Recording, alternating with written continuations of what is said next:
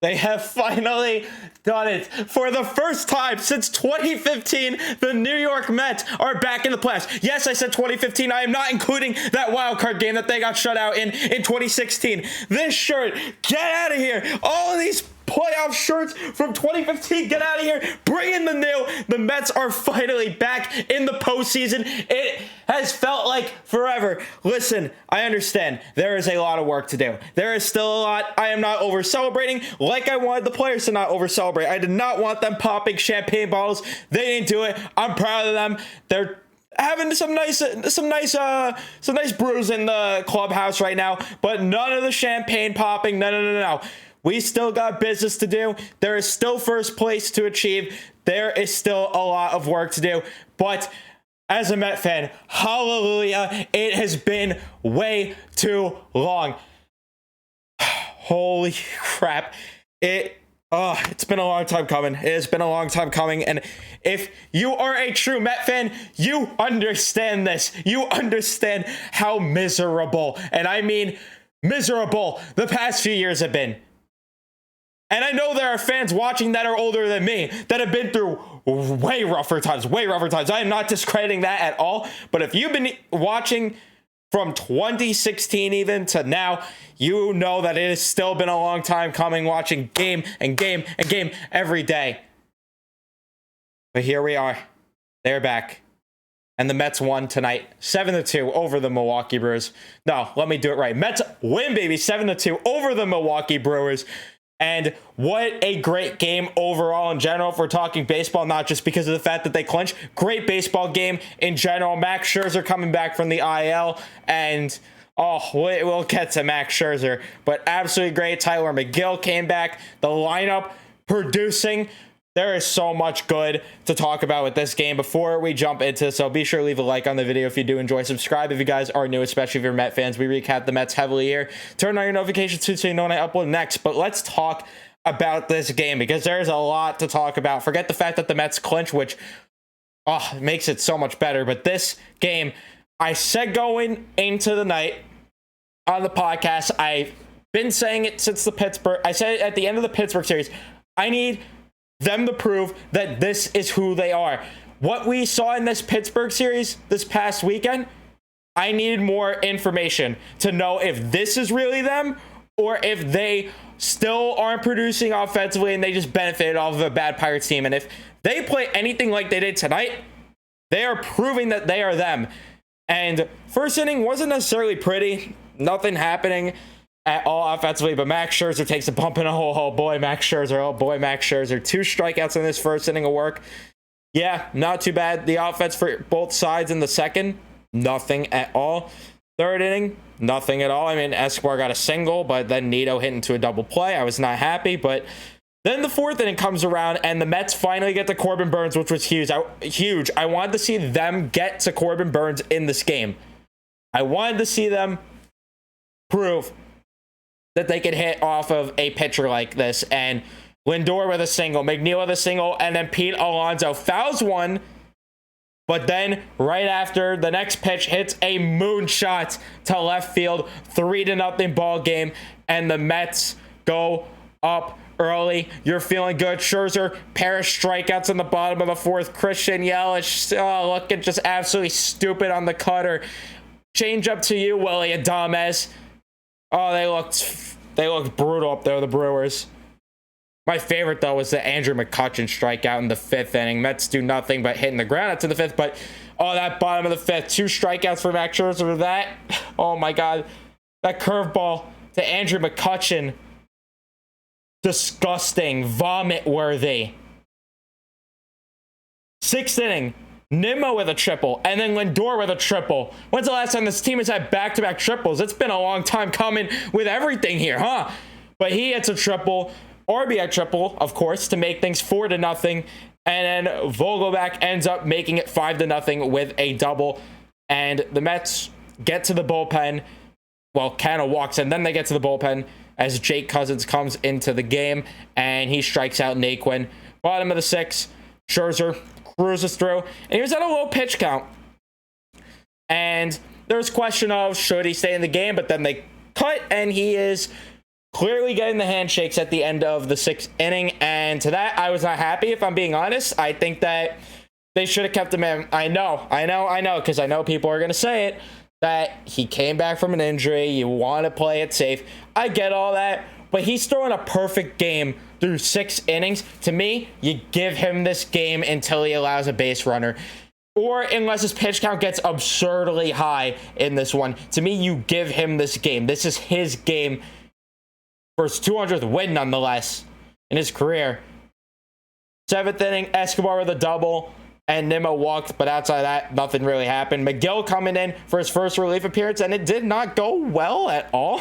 Christian Yelich with a double. Adames strikes out. Rowdy Tellez, though, with a just moonshot to center, makes things 5-2. And I was getting a little worried, I'm not going to lie. I thought maybe there was a chance they would choke this one.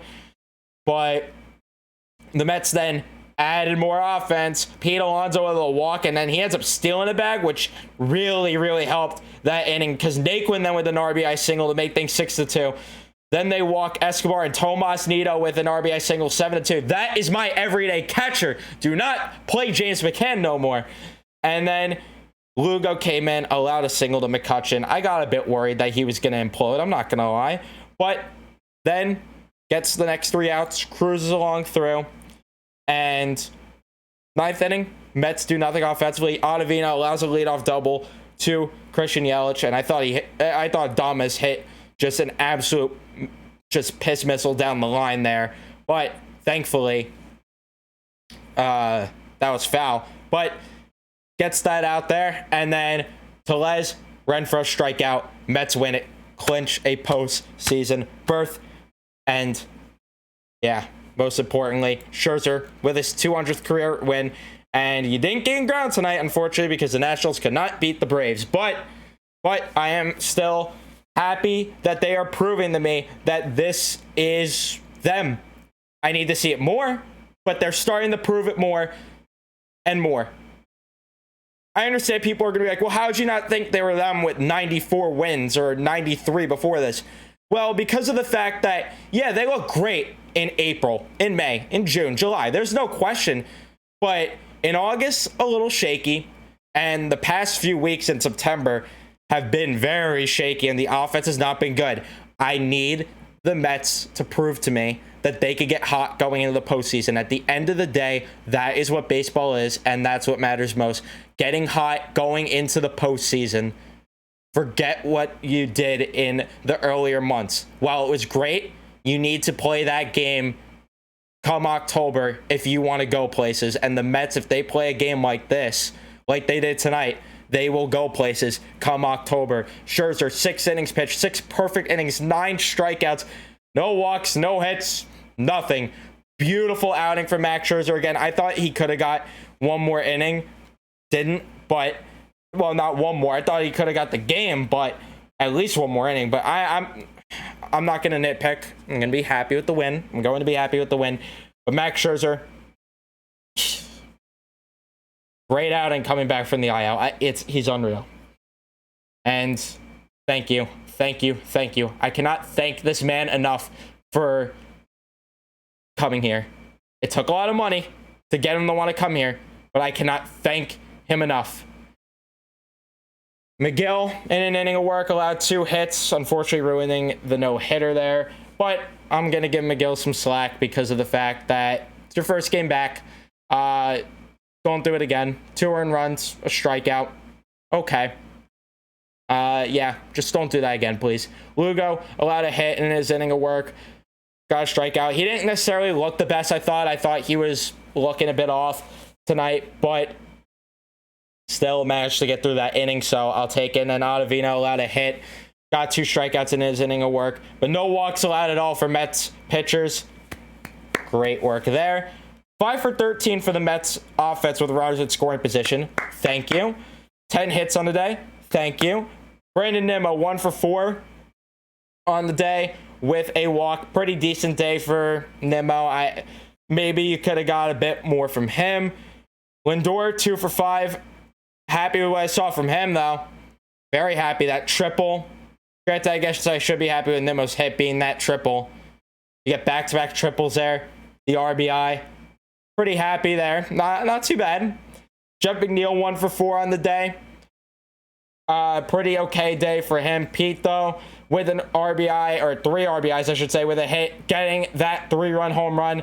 Great day there for Pete. And if he starts heating up and heating up and heating up, oh boy, I'd be feeling great.